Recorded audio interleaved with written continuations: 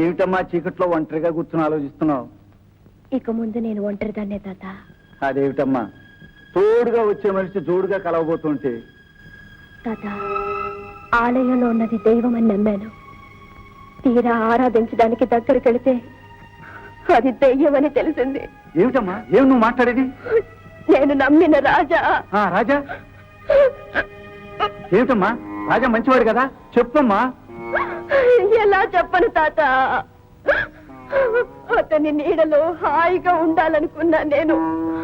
అతనే నిప్పులు కురిపించి నా కలలన్నీ కాలిపోయేటట్టు చేశాడని ఎలా చెప్పను? పువ్వులా కనిపించే అతను పాపానికి ప్రతిరూపమని ఎలా చెప్పను తాత? కాలు జారక ముందే అది అగాధమని, కాటు వేయక ముందే అది పామని తెలుసుకోవడం మన అదృష్టం. పోనీ అతని కంటే లక్షణమైన మనిషిని తీసుకొచ్చి నీకు. వద్దు తాత, నేను చెప్పానుగా నేను ఒంటరి దాన్ని. అదేమిటమ్మా, అతను దుష్టుడైతే నువ్వెందుకు పెళ్లి చేసుకోకుండా ఉండాలి? కదా, జరిగిన క్షణాన్ని రాలిన కన్నీటిని తిరిగి తీసుకోవడం ఎలా వీలు కాదు, అలాగే ఇచ్చిన మనసును కూడా తిరిగి తెచ్చుకోలేవు.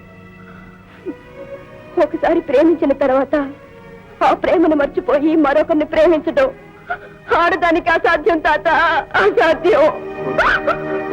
అవును బామ్మ, నేనే శిరీష్నని ఆ రోజు నేను ఎంత చెప్పినా నువ్వు వినిపించుకోలేదు. ఇదంతా నా కర్మమ్మా, నా కర్మ.